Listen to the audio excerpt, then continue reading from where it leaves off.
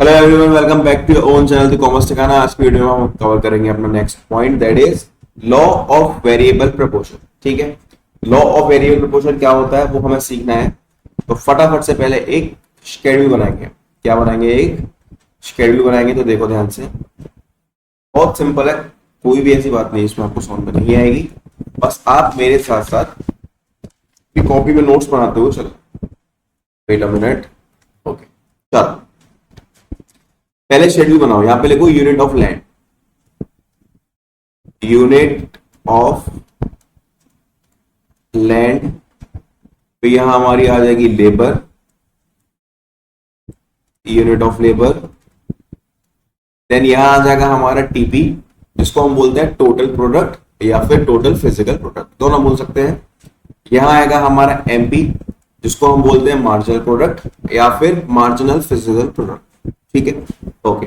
अब बच्चों unit of land तो हमारी फिक्स रहेगी। यहाँ पर हम शॉर्ट रन पढ़ रहे हैं तो यूनिट ऑफ लैंड हमारी फिक्स रहेगी। तो इसको मैं 1 कर देता हूँ। ठीक है, unit of labour 1 2 3 4 5 6 7 8। Let suppose TP हो गया हमारा 2 5 9 12 15 एंड 40। ये सब हम पिछली वीडियोस में पढ़ चुके हैं, तो डिटेल में पढ़ चुके हैं। नहीं समझ में आया तो वहां जाके एक बार रिवाइज कर। एमपी कैसे निकालेंगे? देखो, ये हो गया 2, ये हो गया 3, यहाँ कितना हो गया 4 3 2 1 0 -1। अब यहां पर एक चीज नोटिस करना। क्या नोटिस करना है भैया? तुम्हें बच्चों ये नोटिस करना है, देखो एमपी इंक्रीज हो रहा है, 2 हुआ, फिर 3 हुआ, फिर 4 हुआ। यहां पर हमारा एमपी क्या हो रहा है? इंक्रीज हो रहा है। तो यहां पे मैं क्या लिख दूंगा? प्लस करके एमपी लिख दे रहा हूं, मतलब समझ लेना कि इंक्रीज इन एमपी। फिर उसके बाद देखो 4 3 2 1 0। तो यहां से एमपी हमारा डिक्रीज होना स्टार्ट हो गया और एक पॉइंट पर आके ये क्या हो गया है? 0 और नेगेटिव। ठीक है, एक पॉइंट पे आगे क्या हो गया? 0 हो गया है, नेगेटिव।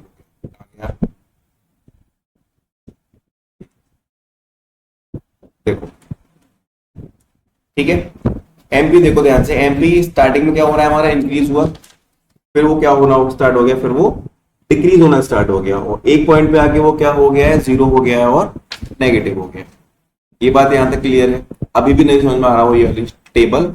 इससे पिछले की वीडियो है, प्लेलिस्ट में जाकर देख लो, उसमें मैंने डिटेल में बताया है कि टीपी एमपी और एपी भी बताया है। ठीक है, ये हमें शेड्यूल ड्रॉ करना है। अब शेड्यूल ड्रॉ करने के बाद इधर आ जाओ। ठीक है भैया, हम यहां पर आ गए। अब बच्चों एक काम करना है तुम्हें, डायग्राम बनाए पहले या फिर थ्योरी समझ ले? चलो थ्योरी समझ लेते हैं। ये मैं रीड कर रहा हूं, तुम्हें क्या करना है? तुम्हें जो टेबल मैंने ड्रॉ कराई है ना, वो तुम्हें अपने साथ रख के बैठना है। उसको देखो, the law of variable proportion, law of variable proportion states that, ये क्या कहता है? As more and more units of variable factor is combined with fix factor. ठीक है, as more and more unit, ज्यादा से ज्यादा यूनिट किसकी? वेरिएबल फैक्टर की, जो कि लेबर होती है हमारी या raw material. Is combined with fix factor मतलब लैंड हो गई हमारी।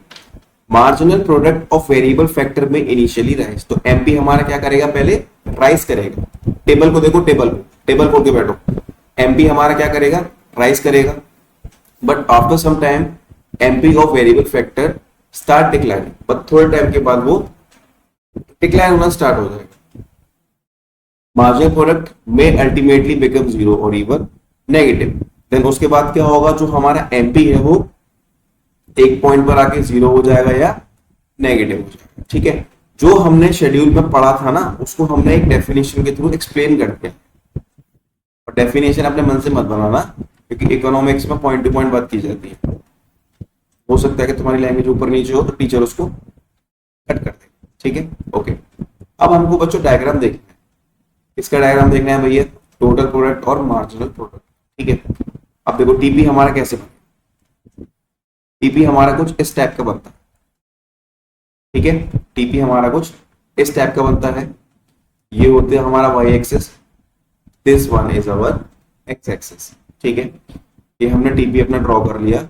अब इसके बाद बच्चों एक पॉइंट देखो टीपी का। लेट्स सपोज ये है टीपी का क्या मैक्सिमम पॉइंट। तो मैंने क्या किया यहां से शेप्स में गया एंड मैंने एक स्केल ले लिया। तो मैं इस पॉइंट से लेकर अरे इधर से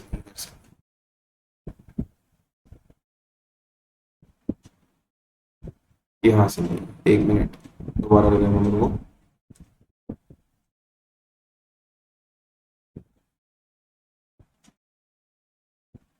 नीचे आ जा, नीचे आ जा, नीचे आ, नीचे आ, नीचे आ, नीचे आ, बस। अब एक मिनट, अभी देखना ब्यूटी।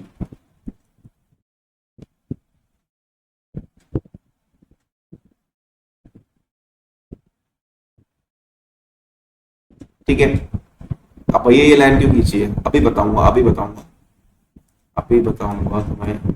अरे यार ये क्या हुआ, छोड़ो चलो लाइन रहने दो, मैं हाथ से खींच दूंगा। ठीक है, ये टीपी का ऊपर का पॉइंट है, तो मैं dot dot dot dot dot, you can use scale here, तो मैं स्केल का यूज करना है।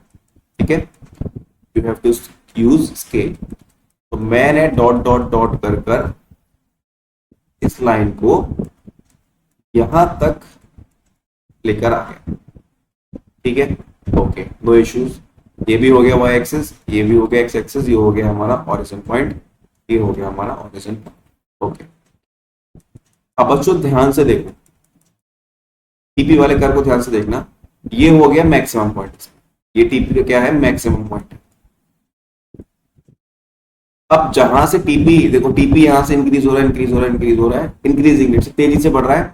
बट यहां के आने के बाद टीपी की गति स्लो हो गई है, टीपी धीमा हो गया है हमारा। ठीक है, तो बच्चों इसको हम बोलते हैं point of inflection, point of inflection.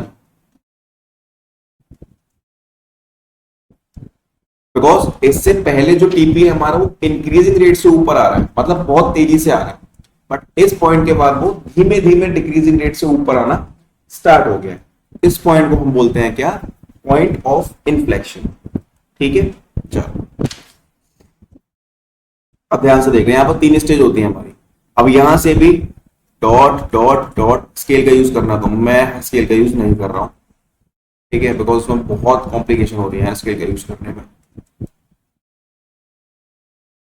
Dot dot dot dot dot dot dot.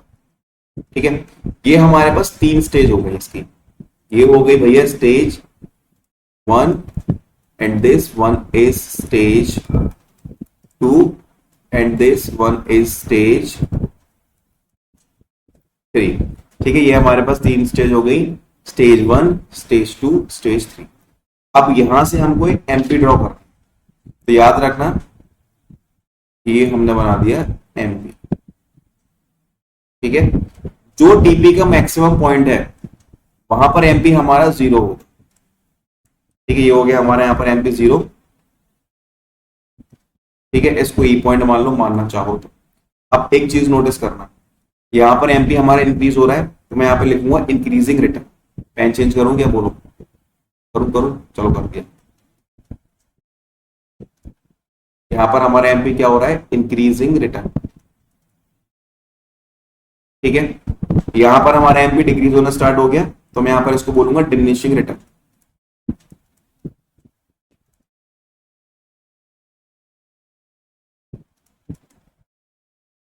ठीक है, यहां पर मैं इसको क्या बोलूंगा, नेगेटिव रिटर्न।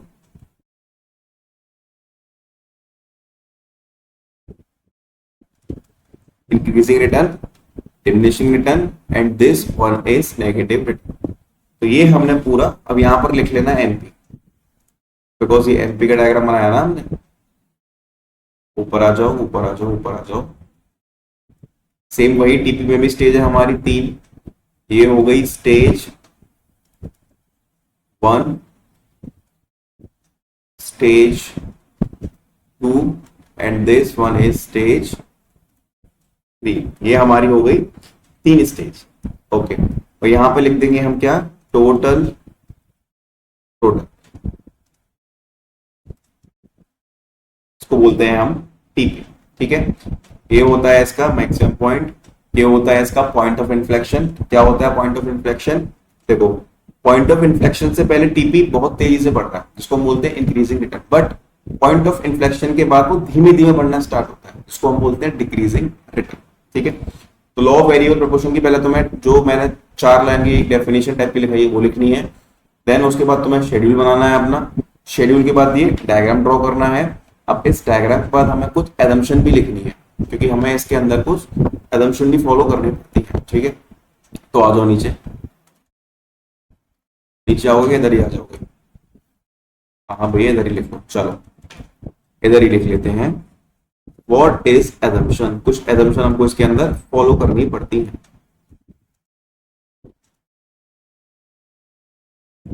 चलो देखो ध्यान से, wait a minute.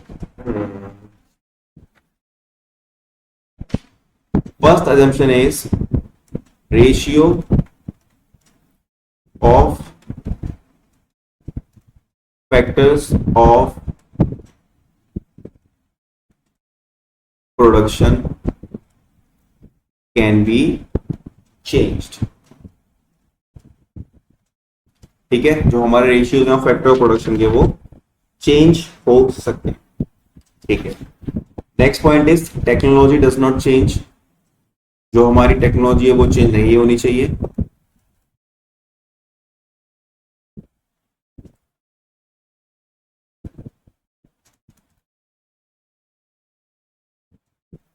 Third point, units of variable factors are homogeneous. Homogeneous का मतलब होता है सिमिलर। ठीक है, ये एजम्पशन हो गए। अब इसके बाद हमें क्या लिखना है? Causes of increasing return to a factor. Causes of increasing return to a factor.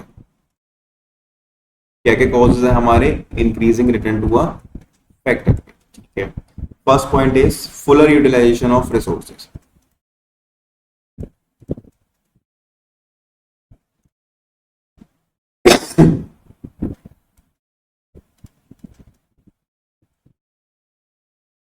जो हमारे रिसोर्सेज का यूटिलाइजेशन है वो बहुत अच्छे से होना चाहिए। Next one is division of labour and increase efficiency. मतलब यही है कि लेबर को डिवाइड करो, जो उनकी एक्सपर्टीज है उनको वहां पर लगाओ, जिससे हमारी एफिशिएंसी इंक्रीज होगी, क्योंकि वो काम और अच्छे से करें। ठीक है, next one is better coordination between the factors.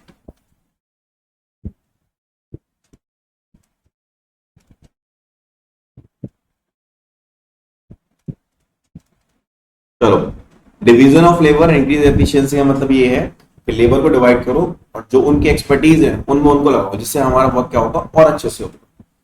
Next point is better coordination between the factors. Better coordination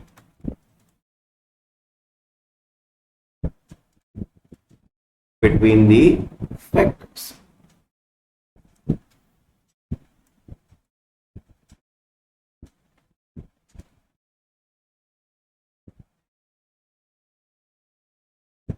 मतलब फैक्टर्स के बीच में अच्छा कोऑर्डिनेशन होना चाहिए। अब आता है next is causes of decreasing return to a factor. ये इंक्रीजिंग रिटर्न वाला पॉइंट था, अब देखेंगे हम causes of decreasing return to factor. Causes of diminishing return to a factor. First point is fixity of factors.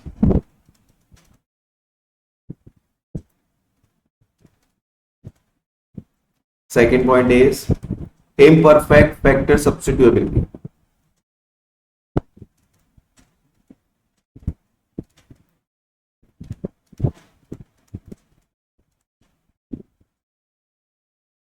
Substitutability.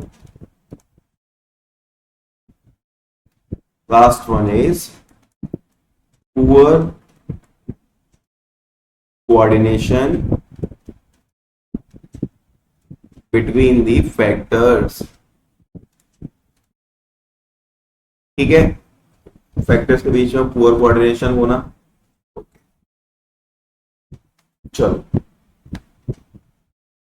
Next point is, इसी के अंदर अगला पॉइंट है हमारा पोस्टपोनेंट ऑफ लॉ, मतलब किस जगह हमारा लॉ काम नहीं करेगा या फिर खंडित हो जाएगा। खंडित, वाह,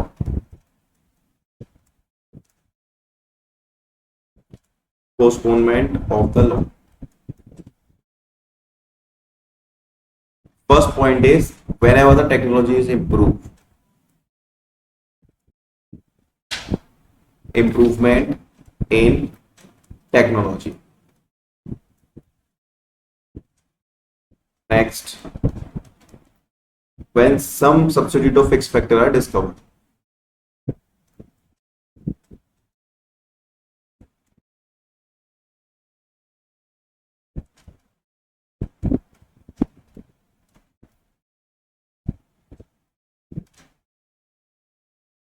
या तो जब टेक्नोलॉजी हमारी चेंज हो तब ये लॉ काम नहीं करेगा, and some substitute of fix factor है डिस्कवर्ड, और जब हमारे फिक्स फैक्टर के कुछ सब्स्टिट्यूट मिल जाएंगे तब हमारा ये लॉ काम नहीं करेगा। सिंपल। तो बच्चों ये था हमारा लॉ ऑफ वेरिएंट प्रोपोर्शन। हमने क्या पढ़ा, पहले डेफिनेशन पढ़ी, शेड्यूल देखा, डायग्राम देखा, एजम्पशन देखे, कॉजेस देखे इंक्रीज के और डिक्रीजिंग टू फैक्टर के। देन उसके बाद हमने क्या देखा, postponement of law, that means कहां किन किन जगह पर हमारा लॉ वर्क नहीं करेगा। सिंपल।